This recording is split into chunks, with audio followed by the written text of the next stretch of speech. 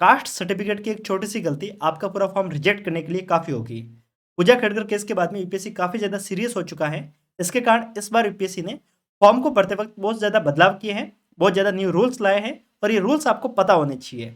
अगर आप गलती से कोई गलत सर्टिफिकेट यूज़ कर लेते हैं, तो आपका फॉर्म रिजेक्ट हो सकता है और मानो आपका फॉर्म रिजेक्ट नहीं हुआ, तो अगर आपको जॉब मिल भी गई, तो यूपीएससी बाद में भी आपको जॉब नहीं देगा और ऐसा केस आपको देखने को मिला था दिव्या तंवर के केस के अंदर। जो आईपीएस दिव्या तंवर है, उनको जॉब मिल गई थी, आईएएस की पोस्ट के लिए वो सिलेक्ट हो गई थी, पर लास्ट में उन्होंने डॉक्यूमेंट्स गलत यूज़ किए थे, इसके कारण उनको जॉब नहीं मिली थी। तो इस बात को आप ध्यान रखिएगा, यूपीएससी काफ़ी ज़्यादा सीरियस रहता है इस मामले में। फिर अगर आप कोर्ट भी चले जाएंगे तभी आपकी कोर्ट बात नहीं सुनेगा। तो अपन इस वीडियो के अंदर ढंग से समझ लेते हैं कि अपन को किन किन बातों को ध्यान में रखना है। अगर आप एक एसटी कैटेगरी से, अगर आप एक एससी कैटेगरी से, अगर आप ओबीसी कैटेगरी से या फिर अगर आप ईडब्ल्यूएस कैटेगरी से बिलोंग करते हैं, तो इस वीडियो को आप थोड़ा ध्यान से सुनिएगा, क्योंकि मैंने आपको बता दिया कि रिजर्वेशन का फायदा किस किस कैटेगरी में किस किस व्यक्ति को मिलेगा। सबसे पहले एसटी, एससी, ओबीसी और ओबीसी में भी नॉन क्रीमी, इसको आप ध्यान रखिएगा। ओबीसी में भी दो लेयर होती है, क्रीमी लेयर और नॉन क्रीमी लेयर। आगे अपन समझेंगे कि नॉन क्रीमी लेयर होता क्या है। तो ओबीसी और इसके साथ में ईडब्ल्यूएस यानी कि इकोनॉमिकली वीकर सेक्शन। तो अगर आप इन चारों में से किसी एक कैटेगरी से बिलोंग करते हैं, तो आपको रिजर्वेशन का फायदा मिल जाएगा। और अब अपन समझते हैं कि रिजर्वेशन का फायदा लेने के लिए आपको किन किन बातों को और ध्यान में रखना होगा। सबसे पहले अपन बात करेंगे एसटी एससी को लेकर, फिर अपन बात करेंगे ओबीसी को लेकर, फिर अपन बात करेंगे ईडब्ल्यूएस को लेकर। वीडियो थोड़ा लंबा जा सकता है, पर आप ध्यान से सुनिएगा इन चीजों को। देखिए, सबसे पहली बात, आप जो सर्टिफिकेट यूज करेंगे वो सेंट्रल लेवल का होना चाहिए। लाइक अगर अपन एसटी और एससी की बात करेंगे, तो आपका सर्टिफिकेट सेंट्रल लेवल का होना चाहिए। अब अपन बात करेंगे सेंट्रल लेवल और स्टेट लेवल में फर्क क्या है। आपका जो सर्टिफिकेट होगा उसके ऊपर लिखा हुआ होगा कि ये राज्य सरकार के द्वारा घोषित है या फिर भारत सरकार के द्वारा। तो आप इस बात को ध्यान रखिएगा कि आपका सर्टिफिकेट सेंट्रल लेवल का होना चाहिए। साथ में आपका जो सर्टिफिकेट है एसटी एससी के लिए, वो हर साल रिन्यू करवाने की जरूरत रहती नहीं है। तो अगर आपका पुराना है तो भी काम हो जाएगा। और आप जिस समय फॉर्म भरेंगे, लाइक ओटीआर में, तो ओटीआर में इस बार भी ओटीआर के बाद में इस बार कुछ ज़्यादा जो कुछ इन्फॉर्मेशन वो एक्स्ट्रा मांगी गई है। लाइक पहले सिर्फ सर्टिफिकेट नंबर मांगते थे और इसको कौन इश्यू करा सिर्फ वो पूछा जाता था। बट इस बार एक जानकारी और पूछी गई है कि आपका जो सेंट्रल लिस्ट में किस नंबर पे आपकी कास्ट लिस्ट है और उस कास्ट का नाम क्या है, तो ये आपको पता करनी पड़ेगी। तो अब अपन को पता कैसे करनी है, तो ये देखिए, आपको ये वेबसाइट यहाँ पे देखने को मिल रही है। ये मैं आपको अभी जो ओबीसी का बताऊंगा उस समय बताऊंगा कि इस वेबसाइट पे जाके कैसे चेक करना है। तो आप इस बात को ध्यान रखिएगा। बाकी आपकी जो सर्टिफिकेट है उसको उसके नंबर आपको पता होने चाहिए। तो यहाँ पे हमने एस टी एस सी की चीज को समझ लिया। अपन आगे देखेंगे ईडब्ल्यूएस और ओबीसी के लेकर, ठीक है। तो अब अपन बात करेंगे ओबीसी को लेकर। तो अगर अपन बात करें ओबीसी के लेकर, तो ओबीसी में दो लेयर होती हैं। दो लेयर का मतलब आपको बताऊं तो, 1 सेकेंड। टू लेयर का मतलब होता है कि ओबीसी को दो भागों में बांटा जाता है, क्रीमी लेयर और non creamy layer. Non creamy layer यानी कि एनसीएल बोलते हैं जिसको, नॉन क्रीमी लेयर। और एक होता है क्रीमी लेयर। क्रीमी लेयर की अपन बात करते हैं, नॉन क्रीमी लेयर ऑटोमेटिकली समझ में आ जाएगा। अगर आपके घर में कोई भी व्यक्ति, अगर आपके पेरेंट्स, कोई भी व्यक्ति का मतलब अगर आपके पेरेंट्स में अ, मम्मी या पापा दोनों में से अगर कोई भी व्यक्ति ग्रुप ए सर्विस,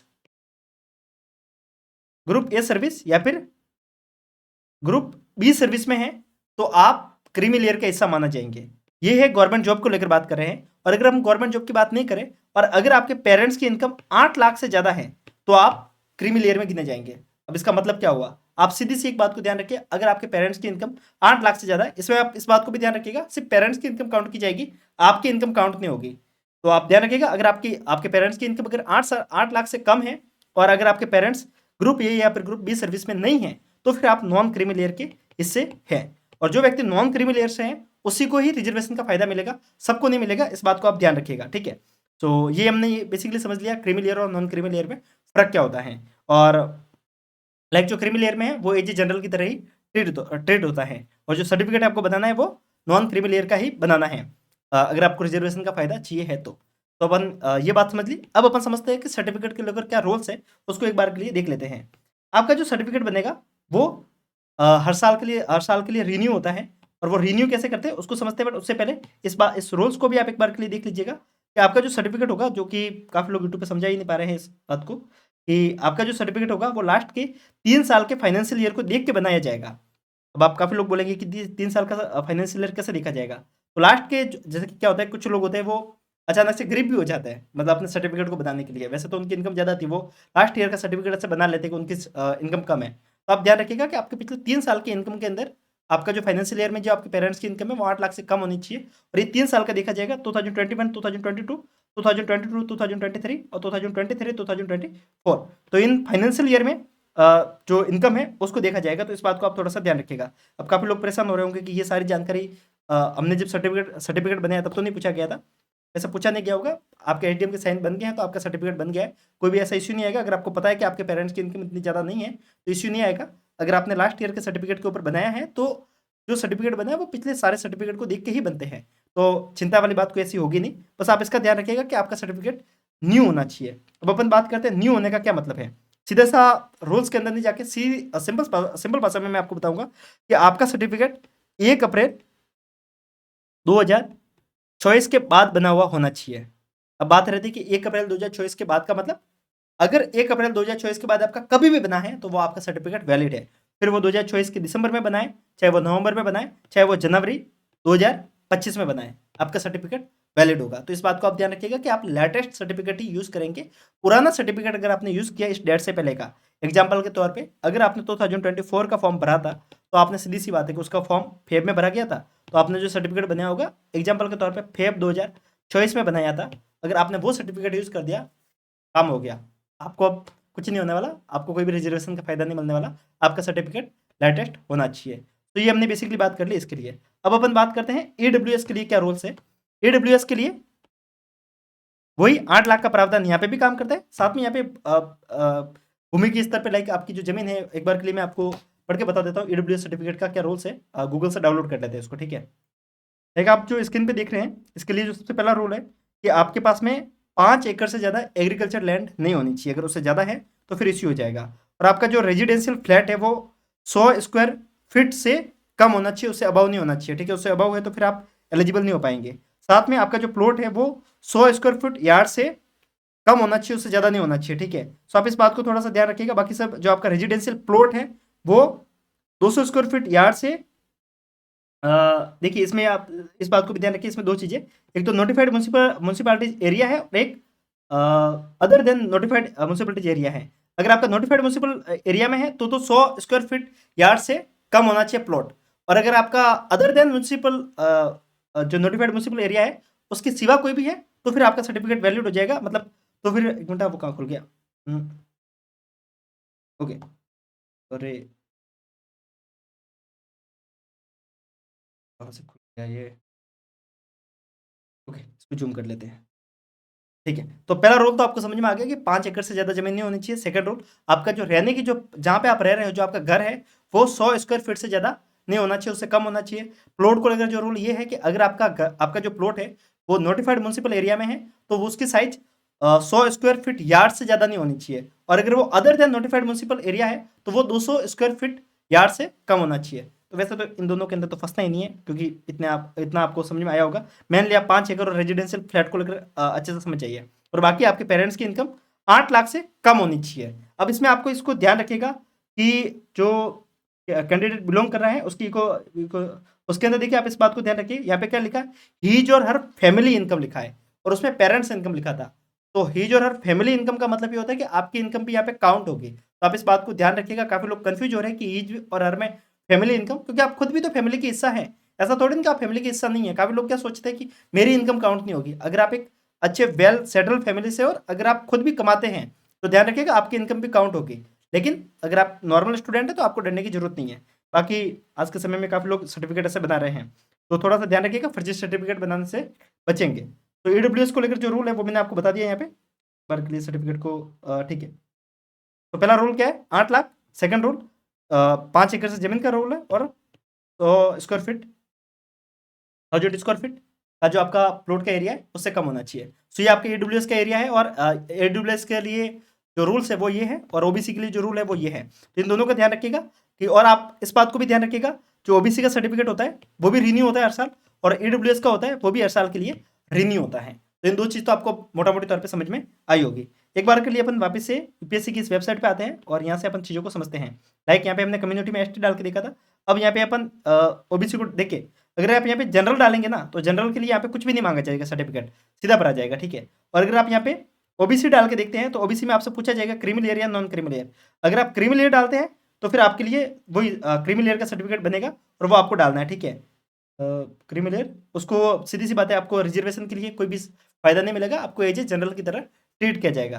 तो इस बात को ध्यान रखिएगा। और अगर आप नॉन क्रीमी लेयर से हैं, अगर आप क्रीमी लेयर से नहीं हैं, तो फिर आप ध्यान रखिएगा, आपको सबसे पहले सर्टिफिकेट नंबर डालने हैं। सेकंड थिंग, आपको किस व्यक्ति ने इसको, किस अथॉरिटी ने इसको साइन किया था, इसका जिसके जो सर्टिफिकेट होगा उसके ऊपर जिस अथॉरिटी के साइन होंगे, लाइक यूजली एसडीएम ऑफिस के होते हैं, या फिर कई बार तहसीलदार के होते हैं, कई बार वहाँ पे डीएम के भी होते हैं। तो इन तीनों में से अगर किसी के भी साइन है तो आप उसका नाम लिख दीजिएगा, किसने इसको साइन किया है। फिर आप उसका एड्रेस लिखिएगा कि लाइक जिसने भी साइन किया है वो किस जगह से है, उसका एड्रेस आपको यहाँ पे मेंशन करना रहेगा, उस बात को आप ध्यान रखिएगा। इश्यू करने की डेट है वो भी आपको यहाँ पे मेंशन करनी रहेगी। फिर आप यहाँ पे ध्यान रखिएगा, name of the caste, tribe या फिर community, as mention in the community certificate. जो आपके कम्युनिटी सर्टिफिकेट में आपकी जाति मेंशन है उसको वहाँ पे लिखना पड़ेगा, ठीक है। तो क्या होती है कि जाति वहाँ पे आपको स्पेशली मेंशन होगी तो वो यहाँ पे लिखिएगा। साथ में central list with serial number of caste, tribal और कम्युनिटी सर्टिफिकेट। तो सीरियल नंबर के अकॉर्डिंग आपका वो नंबर यहाँ पे लिखने होंगे। अब बात आती है कि सेंट्रल नंबर को ज्ञात कैसे करना है। इसके लिए जो आपको वेबसाइट दिख रही है, देखिए वेबसाइट यहाँ से कॉपी करते हैं अपन, यहाँ से ओके। तो आप एक बार के लिए इस वेबसाइट को खोलते हैं और इस वेबसाइट पे जाके आपको पता चल जाएगा कि आपकी कास्ट किस नाम से और किस लिस्ट पे है। एक बार के लिए यहाँ पे जाते हैं, यहाँ पे आई थिंक कॉपी पेस्ट करने का ऑप्शन से दे ही नहीं रहा है यहाँ से। उसको आपको डायरेक्टली ओपन करना होगा। जैसे आप ओपन करेंगे तो यहाँ पे आपको एक पीडीएफ खुल के आ जाएगी और उस पीडीएफ पे आके आप डायरेक्टली फिर से कोशिश करते हैं अपन, ये खुल जाए तो ओपन लिंक, ठीक है, ओपन हो गया। थोड़ा सा लोड होने दो, इसको टाइम लगेगा, ठीक है। तो आप देखिए यहाँ पे जैसे आप खोलेंगे तो आपके यहाँ पे एक लिस्ट खुल के आ जाएगी, ये जो ओबीसी की लिस्ट है, क्योंकि हमने ओबीसी के लिए वो वेबसाइट खोली है। एससी के लिए खोलेंगे तो ऐसा कैसे एससी की खुल जाएगी, एसटी के लिए खोलेंगे तो एसटी के लिए ऐसे कैसे खुल जाएगी। मतलब आप जब वहाँ पे कास्ट सर्टिफिकेट में एसटी डालेंगे तो उस लिंक पे क्लिक करेंगे तो ये ऐसे खुल जाएगी। जैसे कि अगर आपका कोई भी राज्य है, जैसे कि अपन बात करेंगे एक बार के लिए राजस्थान को लेकर, राजस्थान का सर्टिफिकेट खोलते हैं तो यहाँ पे देखिए सभी कास्ट के नाम आने शुरू हो जाएंगे, लाइक अहिर, यादव।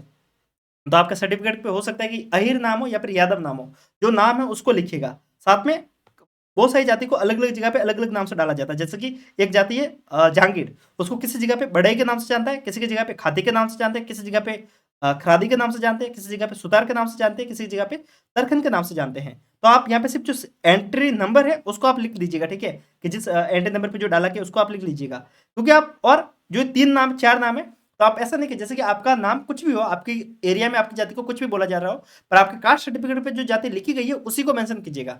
इस बात को आप थोड़ा सा ध्यान रखिएगा, क्योंकि बहुत सारी ऐसी जाति हैं जिनके 2-3 नाम हैं। तो इसके लिए मैंने इस रूल को आपको खोल के बताया है। जैसे कि इसमें और भी बताया जाए तो जैसे कि ये देखिए गुज्जर है और गुज्जर है, ये दोनों में फ़र्क है। राजस्थान में ये एक एक गुज्जर है और एक गुज्जर है, तो इन दोनों में फ़र्क है। तो इन चीज़ों को थोड़ा सा आप ध्यान रखिएगा, ठीक है।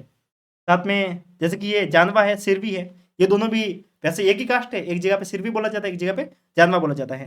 तो आप थोड़ा सा ध्यान रखिएगा। जिसमें एक जुलाहा करके है, ये हिंदू और मुस्लिम दोनों में है। तो आप इन चीज़ों को थोड़ा सा ध्यान रखिएगा कि आपका जो कास्ट सर्टिफिकेट है उसका सीरियल नंबर है, उसको आप थोड़ा सा मेंशन कीजिएगा। अब अपन बात करते हैं डाउट को लेकर, जो आपके डाउट मुझे काफ़ी ज़्यादा पूछे जा रहे हैं कि अगर अपन बात करेंगे बिहार में, मुझे पता नहीं था इसका, मुझे किसी दोस्त ने बताया था, लाइक बिहार में जो ईडब्ल्यूएस सर्टिफिकेट है पहले था लास्ट ईयर 2024 के अंदर, एक बार के लिए फिर से अपडेट देख लीजिएगा, एक बार कंफर्म कर लीजिएगा। 2024 में उन्होंने बताया था कि बिहार में ईडब्ल्यूएस सर्टिफिकेट सेंट्रल के लिए और स्टेट के लिए एक ही था।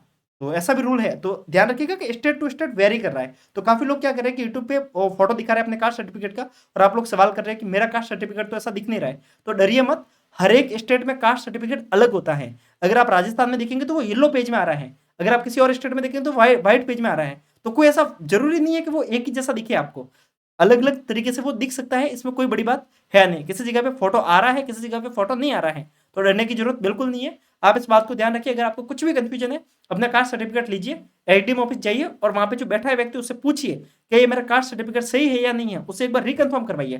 कहीं जाने की जरूरत नहीं है, अपने डिस्ट्रिक्ट के एडीएम ऑफिस में जाइए और कंफर्म करवाइए। बाकी बात रही कास्ट सर्टिफिकेट का बनवाना है तो वो एडीएम ऑफिस से ही बनेगा। अब काफी लोग मुझे सवाल करेंगे कि हमारे यहाँ तो एडीएम ऑफिस से मना किया, ये क्या है। एक बार के लिए वहां जाइए, उनसे पूछिए कि कहाँ बनेगा, वो आपको जो जानकारी देते हैं उसके अकॉर्डिंग काम कीजिए। हर एक स्टेट में state to state rule vary कर रहे हैं। तो आप क्या हो रहा है कि जो व्यक्ति यूट्यूब पे बिहार से वीडियो बना रहा है वो बिहार के अकॉर्डिंग वीडियो बना रहा है, जो व्यक्ति राजस्थान से वीडियो बना रहा है वो राजस्थान के अकॉर्डिंग बना रहा है, और बच्चे सारे कंफ्यूज हो रहे हैं और कंफ्यूजन में उनका वो खेल खत्म हो रहा है। कंफ्यूज होने की जरूरत नहीं है, state to state rule vary कर रहा है। आप जिस भी स्टेट से बिलोंग कर रहे हैं, एक बार के लिए अपने वहाँ के जो पास का जो ई मित्र होता है, जिसको राजस्थान में ई मित्र बोलते हैं, यूपी में जन सेवा केंद्र बोलते हैं और मोटे स्तर पर साइबर कैफे बोलते हैं। तो आपको जो समझ में आए उसके अकॉर्डिंग जाइए उसके पास में, उस भाई को बोलिए कि भाई तुम्हारे यहाँ पे कास्ट सर्टिफिकेट बनता है कि नहीं बनता? वो बोल देगा कि हाँ बनता है, तो उसको पूछो रूल्स क्या है वो बता दे, और वो आपको बता देगा कि आपको वो हेल्प करेगा, उसके ई-मित्र से डायरेक्ट फॉर्म भरा जाएगा ऑनलाइन, या फिर आपको डायरेक्ट एसडीएम ऑफिस को विजिट करना है, वो सब कुछ बता देगा। और आपका कास्ट सर्टिफिकेट एक बार बन जाता है तो एसडीएम ऑफिस जाके एक बार के लिए, अगर आपको कंफ्यूजन है कि कुछ आपको लग रहा है कि ये सेंटर का है कि कास्ट का है, तो एक बार वहां जाके कंफर्म करवा लीजिएगा, ठीक है। और इस बात को ध्यान रखिएगा कि अब काफी लोग ये करेंगे कि मेरा अभी तक सेंटर का सर्टिफिकेट बना नहीं है, अभी तक मैं स्टेट का ही बना हुआ है। तो इस बात को ध्यान रखिए कि सर्टिफिकेट को बनने में मुश्किल से 10 से 12 दिन का टाइम लगता है, अगर सही से काम हो रहा है तो। और होता क्या है कि सीधी सी बात है, इंडिया में रेट टेपिज्म तो हाई लेवल पे होता है, जब जरूरत आती है तब सीधी सी बात है कि चीज़ें मुश्किल हो जाती हैं। अगर ऐसा लग रहा है कि आपको लेट बन रहा है तो आप सिर्फ एक काम कीजिए, जन सेवा केंद्र पे जाते हैं ना, तो उस बंदे से बोलिए कि भाई मुझे अर्जेंट है, मुझे बता क्या क्या रोल्स है, हेल्प कर। क्योंकि यूजली ये सर्टिफिकेट बनाने के ज़्यादा पैसे होते नहीं है, वही 200-250 रुपये होते हैं। उसको बोल के मैं तुझे 100-200 रुपये एक्स्ट्रा दे दूंगा, जो हेल्प तू कर सकता है वो मुझे कर। क्योंकि आपको जो डॉक्यूमेंट वहाँ पे इकट्ठा करने होंगे, लाइक जिन जिन डॉक्यूमेंट्स की नीड होगी, लाइक आपका जो कास्ट सर्टिफिकेट बनेगा उसके लिए आपको आपका जो मूल निवास है उसकी भी जरूरत पड़ जाएगी, आपको आपके जाति प्रमाण पत्र तो अपन बना ही रहे, मूल निवासी यानी कि जो आपका रेजिडेंस का जो सर्टिफिकेट है उसकी नीड पड़ेगी। साथ में आपको आपके जन्म का प्रूफ है वो भी नीड पड़ेगी, उसके लिए आपके 10th की मार्कशीट काम में आ जाएगी। आधार कार्ड है उसकी नीड पड़ेगी, आपके पेरेंट्स के सर्टिफिकेट्स की नीड पड़ेगी, आपको आपके फोटो साइन, ये सब कुछ वहाँ पे देना पड़ेगा। तो ध्यान रखिएगा, हो सकता है कि आपको कुछ समझ में नहीं आ रहा है तो उससे पूछिए, उसको हेल्प लीजिए, 100-200 रुपये एक्स्ट्रा देके काम करवाइए। साथ में जैसे राजस्थान में एक रूल है कि अगर आप ओबीसी का सर्टिफिकेट बना रहे हैं तो आपको दो फर्स्ट ग्रेड टीचर्स, मतलब फर्स्ट ग्रेड जॉब के जो दो व्यक्ति होते हैं उनके साइन करवाने होते हैं। तो वो कोई भी हो सकता है, चाहे वो फर्स्ट ग्रेड टीचर लो, चाहे वो फर्स्ट ग्रेड में अगर कोई एक तहसीलदार है उसके साइन लो, कोई भी व्यक्ति जो फर्स्ट ग्रेड जॉब में है, और ऐसे दो व्यक्तियों की नीड होती है, उनके साइन की नीड होती है। तो अपन क्या होता है कि अगर अपना हमारे जानकार में है तो ठीक है, अगर नहीं है तो ई मित्र वाला जो आपके एरिया का है उसको बोलिए भाई तू अगर साइन करवा सकता है तू करवा ले, जहां तक हो सके हेल्प लीजिए उससे, रिक्वेस्ट कीजिए, आपका काम जल्दी हो जाएगा। हर जगह पे होशियारी दिखाने की जरूरत नहीं होती, जहाँ पे हो सके कि काम थोड़ा रिक्वेस्ट से हो सकता है तो वो कीजिए। एसडीएम ऑफिस जाए तो वहाँ पे भी बन ठन के बोलने की जरूरत नहीं है, वहाँ जाके बोलिए कि सर मुझे बहुत ज़्यादा अर्जेंट है, मेरा फॉर्म रिजेक्ट हो जाएगा, प्लीज़ मेरा काम करवाइए। अगर आप वहाँ जाके वो होशियारी मारेंगे ना कि मेरा काम कैसे नहीं करोगे, आप करके आपको करना ही पड़ेगा, सीधी सी बात है, उनके पास में बहुत ज़्यादा फाइलें होती है तो वो आपका काम उल्टा डिले से करेगा। अगर आप वहाँ जाके अपनी मजबूरी को बताएंगे तो वो लोग आपकी बात सुनेंगे। स्टूडेंट की बात हर जगह पर लगभग, जैसे कि मैंने पर्सनली जो फिर के एसडीएम ऑफिस में वगैरह, तो वहाँ आपकी बात वो सुन लेते हैं, तो आपका काम वहाँ पे थोड़ा जल्दी हो जाएगा। तो इन चीज़ों को थोड़ा सा ध्यान रखेंगे तो आपका काम जल्दी होगा और आपका काम सही होगा, तो आपको बाद में कोई भी रिग्रेट नहीं होगा, ठीक है। तो ये हमने लगभग बात कर ली, फॉर्म में किन किन बातों को ध्यान में रखना है, किस तरीके से आपको फॉर्म को सबमिट करना है, और सारी जानकारी मैंने आपको ऑलमोस्ट यहाँ पे बता दी है। और एक बात, ये जो सर्टिफिकेट नंबर होते हैं वो क्या होते हैं, इसको लेकर भी काफ़ी लोग डाउट कर रहे थे। तो आपका जो कास्ट सर्टिफिकेट होगा उसके ऊपर लिखा हुआ होगा सर्टिफिकेट नंबर, तो आपको वहाँ से समझ में आ जाएगा। तो मोटा मोटी तौर पे मैंने सारी जानकारी बता दी है। जाते जाते एक गुड न्यूज़ भी आपको शेयर करना चाहूँगा। देखिए, आप यूपीएससी के लिए तैयारी कर रहे हैं अभी, और अगर आपने अभी तक एनसीईआरटी नहीं पढ़ी है तो आप हमारे एनसीईआरटी कोर्स के साथ में जुड़ सकते हैं। प्रीलिम्स सिर पे है, बिना एनसीईआरटी के काम होगा नहीं। और अगर आप एनसीईआरटी एक बार के लिए सीरियसली पढ़ना चाहते हैं तो आप हमारे शून्य से शुरुआत बैच के साथ में जुड़ सकते हैं। और अगर आप एक ऐसे व्यक्ति हैं जो अभी तक 2026 के लिए तैयारी करना चाहते हैं, ये वीडियो सिर्फ जानकारी के लिए देख रहे थे, तो इस बात को ध्यान रखिएगा, बिना एनसीईआरटी के आप किसी भी बुक को पढ़ेंगे तो आप प्रॉब्लम में पढ़ेंगे, क्योंकि बाद में आपको दिक्कत होगी। एनसीईआरटी एक बार के लिए अच्छे से पढ़ना चाहते हैं तो आप इस बैच के साथ में जुड़ सकते हैं। ये बैच क्यों खास है उस बात को ध्यान रखिएगा, यहाँ पे आपको खुद भी पढ़ना है और हम पढ़ाएंगे भी। यूजली लोग क्या करते हैं कि टीचर के ऊपर रिलाई करते हैं, हम ऐसा नहीं करेंगे। आपको हमारे ऊपर भरोसा करना है, बट आपको खुद के ऊपर ज़्यादा करना है। इसके लिए हमने एक प्रोग्राम तैयार किया हुआ है, 90 डे चैलेंज, और ये इस प्रोग्राम की सबसे मेन खासियत है। 90 डे चैलेंज के माध्यम से आप डेली बेसिस पे रेगुलर रह सकते हैं। साथ में यहाँ पर आपको एनसीईआरटी के टेस्ट नोट सब कुछ देखने को मिल जाएगा। और साथ में गुड न्यूज आपके लिए ये भी है कि लाइक आप यूपीएससी के लिए तैयारी कर रहे हैं तो आप लोगों के लिए हमने एक कोर्स बिल्कुल फ्री ऑफ कॉस्ट किया है, यूपीएससी चैट जीपीटी का कोर्स। तो आप इस कोर्स के माध्यम से अपने नोट्स को बना सकते हैं, आप पीवाई को एनालिसिस कर सकते हैं, आंसर राइटिंग कर सकते हैं, आंसर चेक करवा सकते हैं। ये सब कुछ हमने इस कोर्स में सिखाया है, बिल्कुल free of cost. Chat GPT से कैसे करना है वो हमने यहाँ पे सिखाया है। काफ़ी लोगों को पता ही नहीं है कि चैट जीपीटी को कैसे यूज़ करना है, तो आप इस कोर्स के साथ में जोड़कर सीख सकते हैं। तो ये वीडियो कैसा लगा कमेंट करके बताइएगा, और अगर आपको लगता है कि इस वीडियो से कुछ इन्फॉर्मेशन आपको मिली है तो एक बार के लिए मुझे बताइएगा। तो मिलते हैं ऐसे वीडियो के साथ में, तब तक के लिए नमस्कार, जय हिंद।